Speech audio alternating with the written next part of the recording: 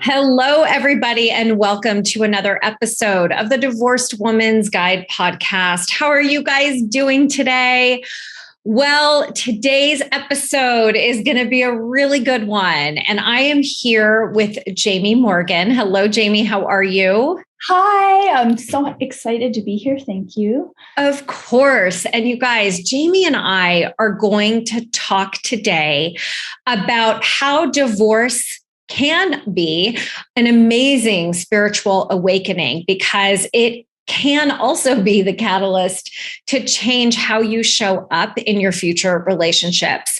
So before we dive in, I want to share a little bit more about you, Jaime, with our audience today. So Jaime Morgan is a certified life coach and a Gottman Method trained relationship coach. Combining her academic and past personal experiences of her own struggles with a failed marriage, Jaime has a huge passion for helping unfulfilled divorced women and couples thrive in their lives and relationships again through action-oriented coaching. Jaime is now married to the love of her life, and she lives in Canada, British Columbia, with her husband and her two sons. So Jaime, welcome. I always ask my guests to share with us how you got here, right? What your journey was to become the version of you that you are today, and what continues to inspire you to do this work. Yes, thank you. Yes, I came into this work, well, to be honest, I think it's always been a little bit in my blood. I was interested in psychology at university and went through that program, ended up going down a totally different route and massaging. I've been a registered massage therapist here in Canada for 20 years now. But throughout that time, I've always gone back and looked into counseling and maybe I should do my master's, maybe. And then I found out about the world of coaching. And I was in my first marriage at the time and well into my massage career, but I decided this was the route I wanted to take. And I signed up for my first coaching program to become certified myself.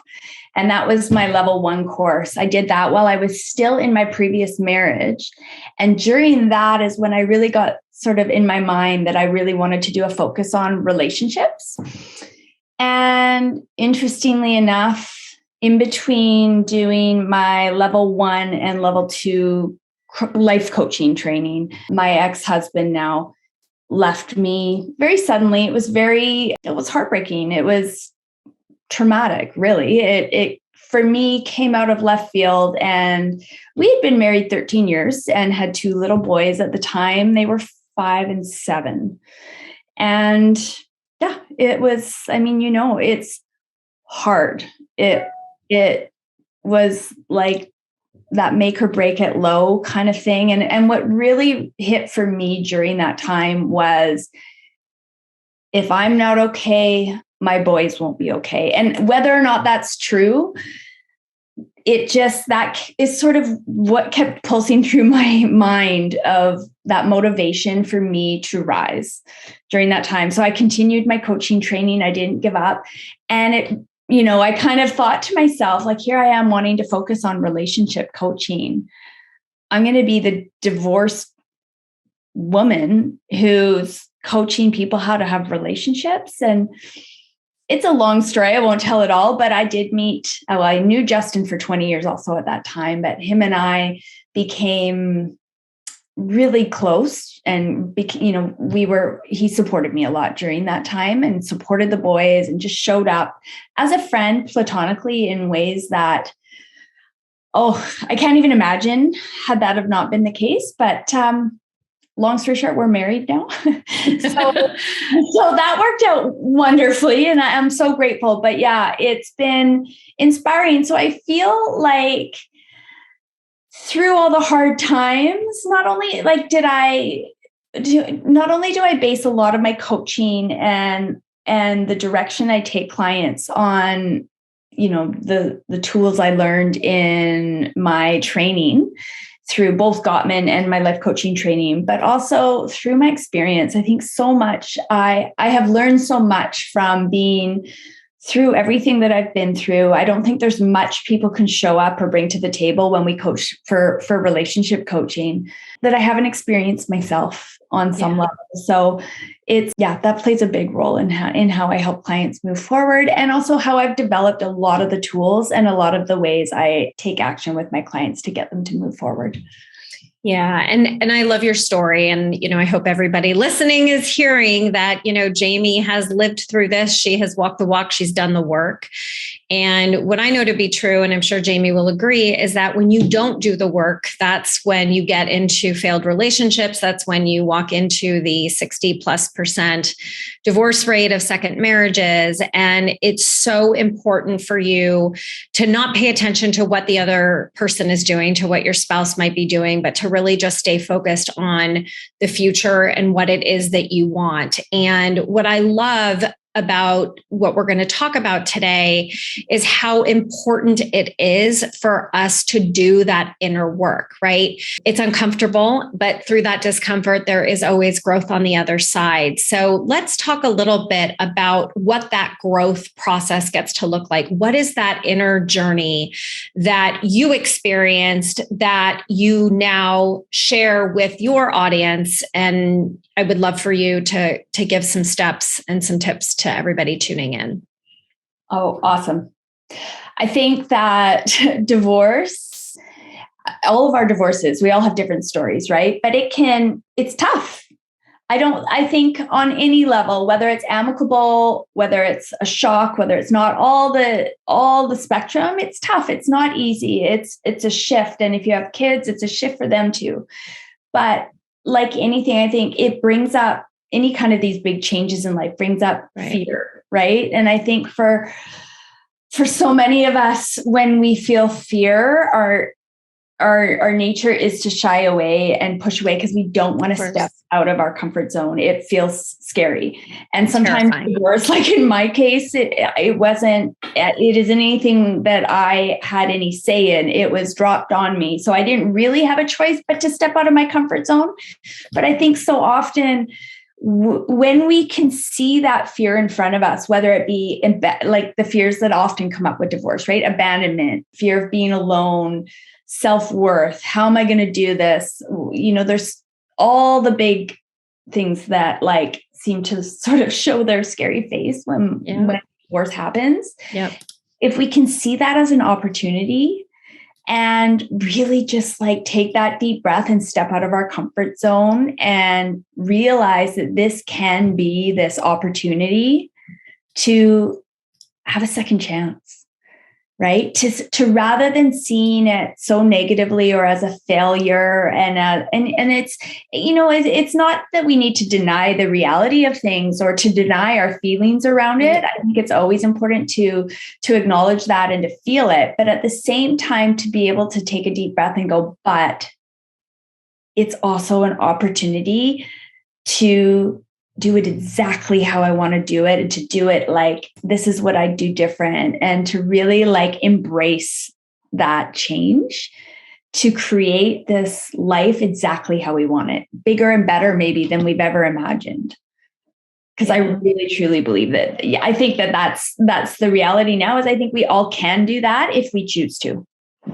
100%. And anything is possible. And I know a lot of people get really scared about, you were in a relationship for a long time. I was with my ex-husband for 23 years, and it just becomes a little bit scary at some point where you're thinking to yourself, oh my God, how old am I? I'm starting over.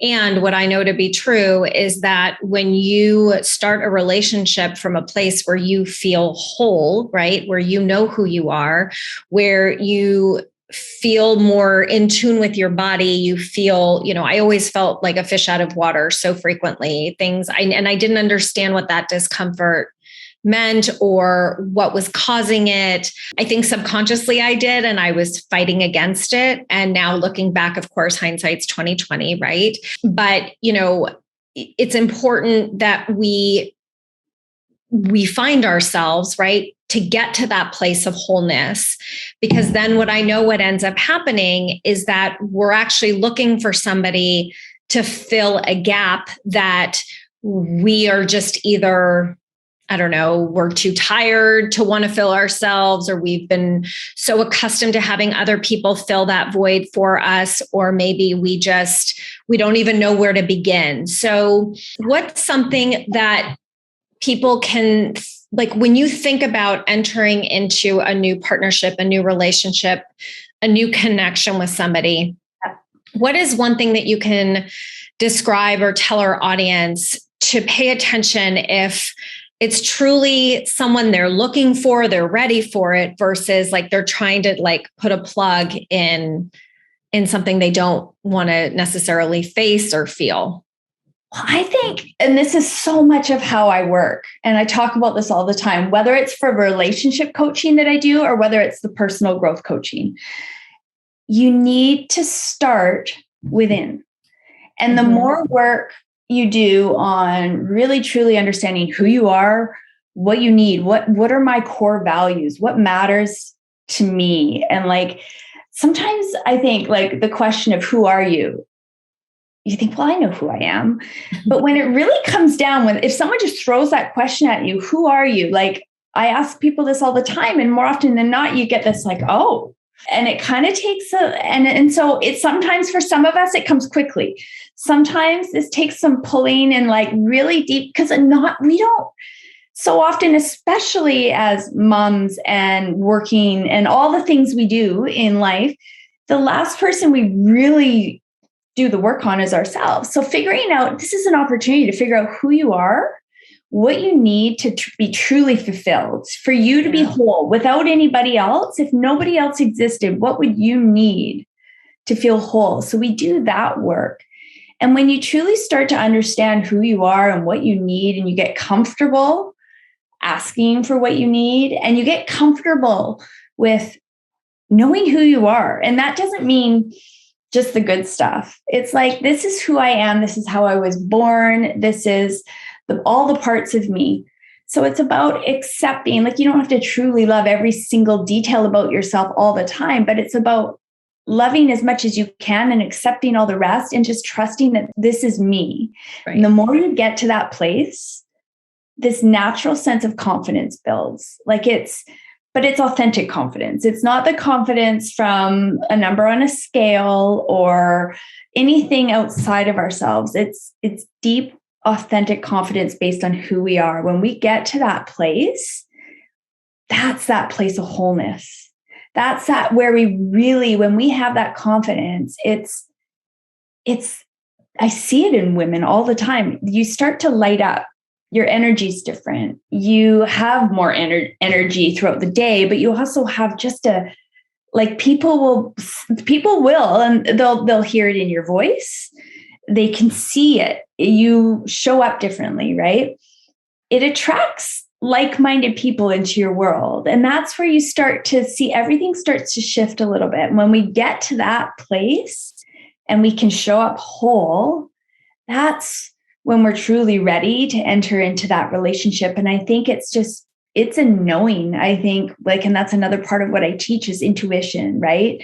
When we can raise our awareness to the present moment, so we understand what we're feeling in our body, we start to understand what intuition is. So we have an intuitive knowing of when we're ready, when we meet people. Mm-hmm. We can tune in to how different people make us feel.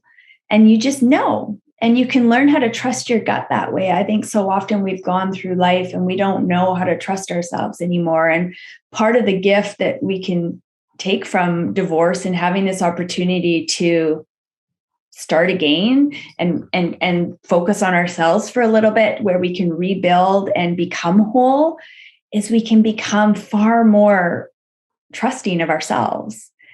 And I think as it comes to moving into other relationships and moving forward, it's something that you're not looking, like you had previously said this, you're not looking to find somebody to fill parts of you.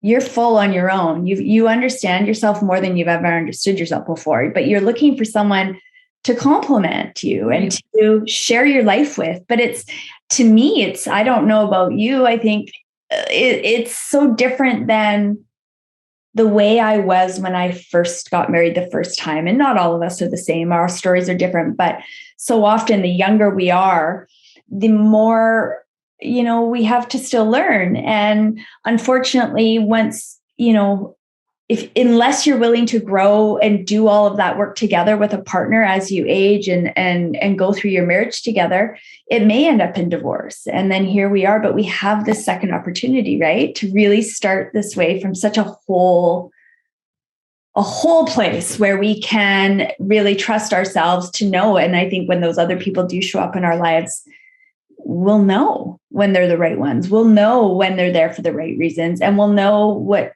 we want, right? And we can communicate differently that way. Yeah. And what I'm hearing you say is it's really about paying attention to your stories that are feeding, it's almost like you're feeding fear-based stories instead of really tuning into what you know to be actually true, right? What your inner truth is. I mean, after having dated for a couple of years before finding my boyfriend, who, I'm in a wonderful relationship with, there were so many times where I would have to question, how do I feel about this person? How do I feel about myself when I'm in relation with this person? Can I be myself with this person? And I know that in the back of my mind, I was always afraid of like, I don't want to get hurt again. I don't want to get cheated on again. Am I missing something? Is there a sign? Right. And even knowing that I was having that conversation with myself also told me that I wasn't ready. Right. So if you're having these types of fear-based conversations with yourself, now, don't get me wrong. There's moments where you're like, is this the relationship for me or not? There's a difference between, oh my God, am I going to get hurt again? Is this really the right relationship for me? Is this what I'm looking for? Right? You can hear the difference between like being nervous and self-conscious versus being confident and curious. And I think so often too, and I always try and encourage this with everybody, is communicate. And I think that's something that whether you're single or in a relationship, we all need. Like, we should learn this in school. I agree. Right? Wholeheartedly. I say it all the time. If we had been taught as young children how to communicate in school, at home, all these things like basic communication, I could just imagine the divorce rate would almost disappear if we just knew how to talk to people and could like be comfortable sharing how we feel about something, knowing what we feel, learning to understand what feeling, like all of these things. It's so complicated. It really is. But when we, like now as adults, here we are learning how to communicate with another adult, talk about how you feel, be comfortable listening, understanding what it means to listen, and be able to have these, like, I think, and when you become more comfortable with yourself, we can go in and say, look, this is what I'm feeling. I'm a little bit worried about this. How do you feel?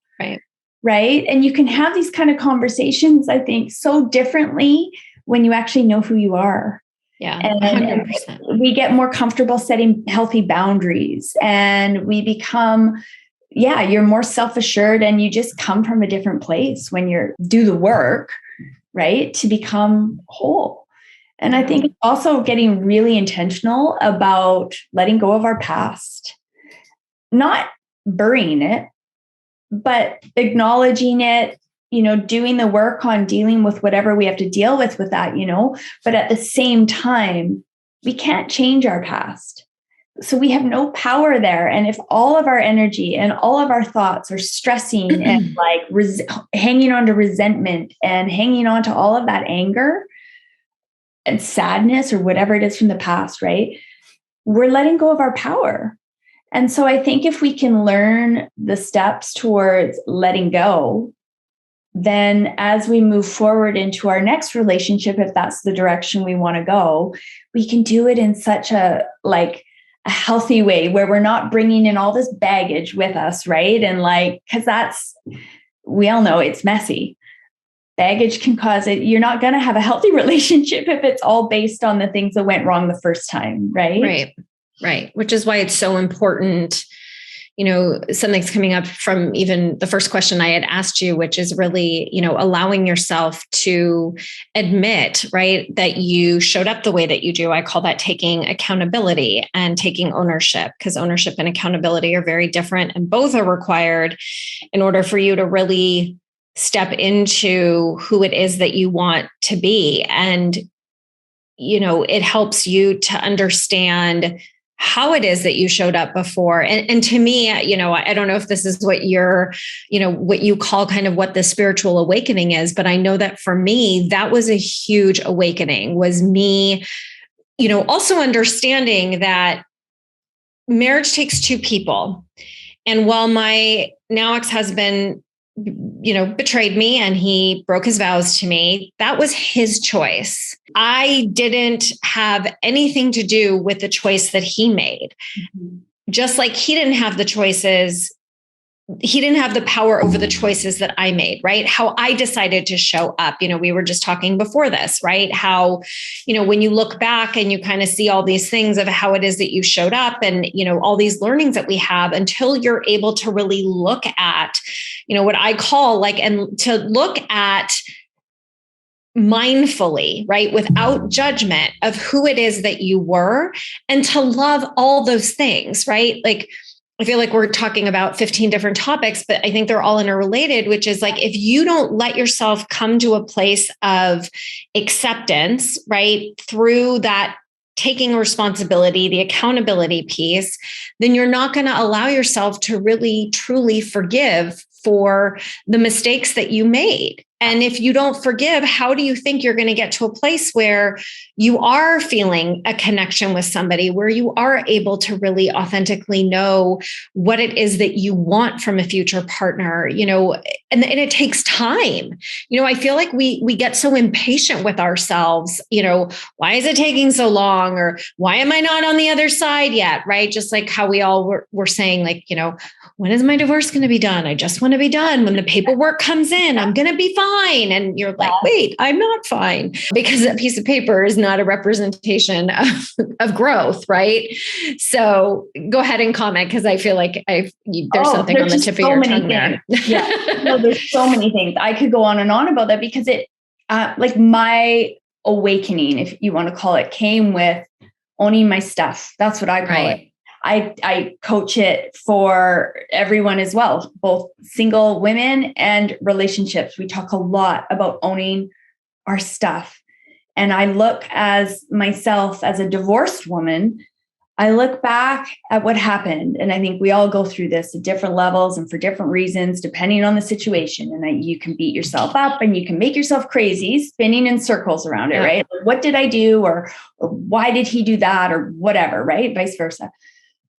For me, it was when I was finally able to see, it was like it hit me with like a hammer one day, where I call it a 2x4. Yeah. And by no means did I ever think I was perfect. That's not my point. I didn't think I showed up perfectly in that, but I just didn't think the divorce was my fault because I didn't choose it. Do you know what I mean? And I know wholeheartedly that I didn't do anything wrong. Right. It wasn't, I didn't do this, so he left me. But I kept for years trying to figure that out. Why did this happen?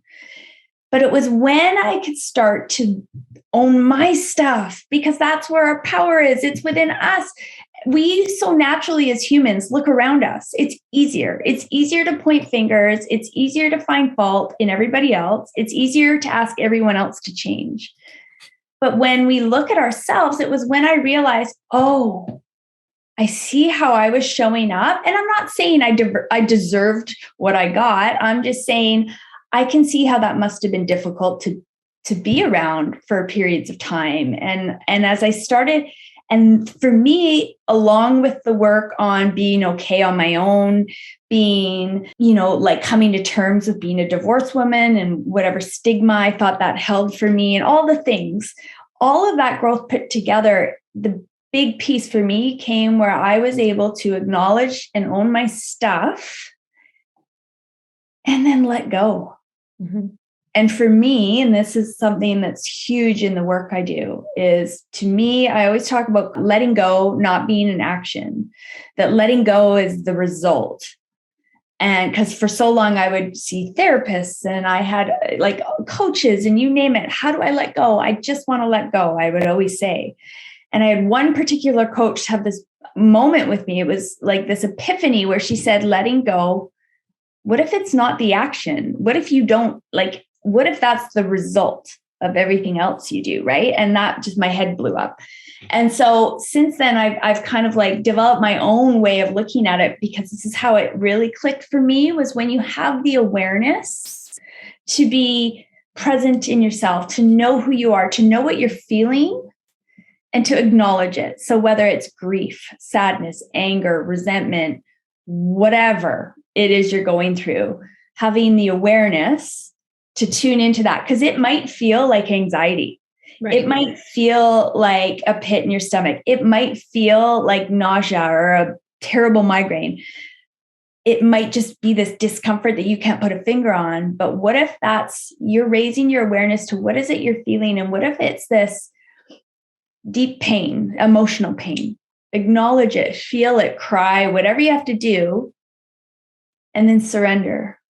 So for me, I always do this when I say surrender, because to me, surrendering is kind of like it is what it is. You and I both spoke about this before we started recording about this whole week. I think we said it a few times. It is what it is. For me, that's such a, like, it's like an exhale.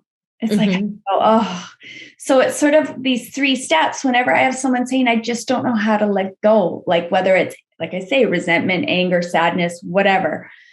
It's being aware of it, acknowledging it for what it is, feeling it, and surrendering and going, it is what it is, because we can't change it. It already happened.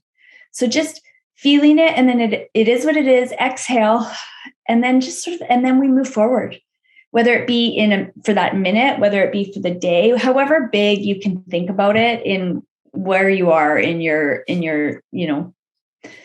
journey through divorce and all of it. It's sort of like, then we carry on and we can make, set a goal. Like, it doesn't have to be big. It could be, I just want to get through my days and be okay. Or it can be like, I want to one day have a beautiful family and a relationship that looks like this. And so we kind of create this aligned action plan, right? Where you break it down into baby steps, but you've got a goal. And it can be as big or as small as you want. But when you exhale and you surrender, you take one step towards your goal. And so it's sort of just having that, when you have the awareness to do this 3-step process, awareness, acknowledgement, and surrendering. Every time you get into the spin in your head, when you're in your past, when you're feeling stuck, when you're feeling anxious, or whatever it is you're noticing, going through that 3-step process, right? And you're going to continually let go or surrender over and over again, right? But eventually what you find is the more you do it, all of a sudden one day you look back and go, holy crow, like how far I've come. Look at where I am.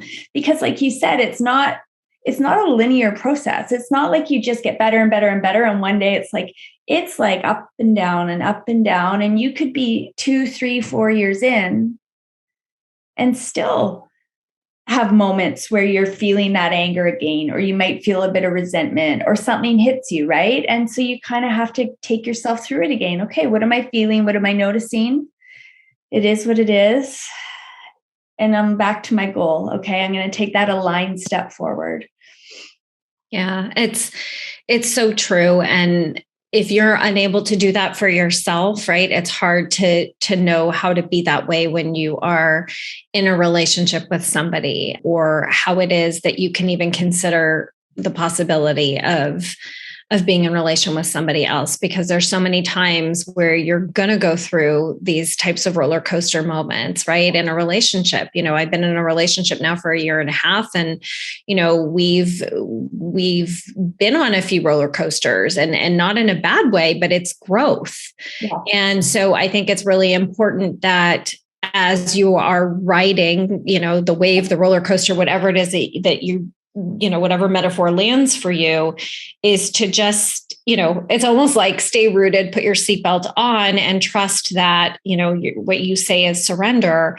You surrender to the ride, right? And and in order to surrender, you have to trust yourself. You have to trust that no matter what comes up, you now have the tools to be able to navigate whatever it is that comes towards you. And, consider it a lesson in your, the larger mission and life purpose that you're here to serve. I love that you use the word tools. I use tools all the time because I do action-oriented coaching. So it's coaching where, we talk and we dive into all the stuff, but I want to give you tools. Right. I call it your toolbox. So you always have what you need within you, essentially, but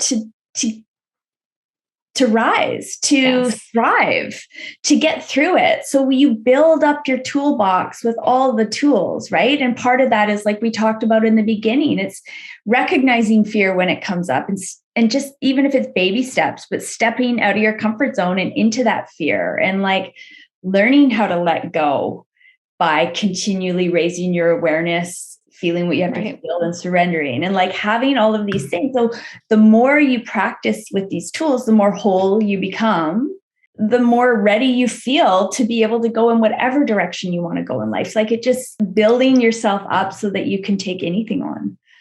100%. Yeah.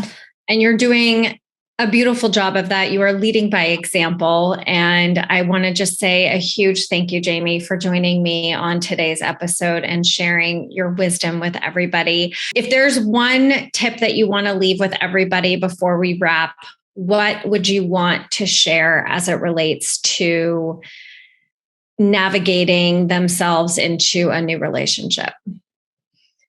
I think it's just to really look inward. I think it's to really, truly use this opportunity and see it as an opportunity to like dive into yourself and really find yourself. That sounds so cliche, but you know what I mean? Like figure out who you are truly and learn how to really, truly become whole. And then everything else sort of comes into place. It really does. It's, you'll find so much more happiness when you learn how to really, truly love and accept yourself. Yes, couldn't agree more. Jaime, thank you for being my guest today. Thanks for having me. I'm so, so glad to be here. Of course. And I would love for you to share how people can find you and where people can find you. Yeah, you can find me on social media. So it's on Instagram at the Jaime Morgan, and on the same thing on Facebook.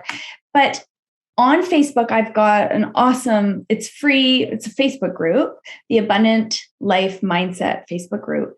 And in there, I share a ton of free tips and we do meditation. So it's all about raising your awareness, and it's learning how to tune into the self so we know what we're feeling. We start to understand what we're feeling. We can start that process like we talked about, really starting to understand ourselves and become more whole. So we do a lot of that within the group. Wonderful. Well, Jaime, thank you again for being here, and everybody tuning in. I hope that you enjoyed our conversation today. I always strive with each and every episode to ensure that you guys are getting at least a nugget of information that is helping you navigate wherever it is that you are in your divorce process. As you also know, I love hearing your feedback on each and every episode, so feel free to share that with me. You can email me directly at wendy@wendysterling.net. You can comment, or you are more than welcome to respond to an email where perhaps you received the link to listen to this week's episode. And as a reminder, don't forget to subscribe so that you get alerted every single time I release a new episode of the Divorced Women's Guide podcast. So thank you guys so much for being here with Jaime and I today. And as always, I hope you all have a beautiful rest of your day, sending you so much love, light, and joy as always. Mwah. Bye, everybody.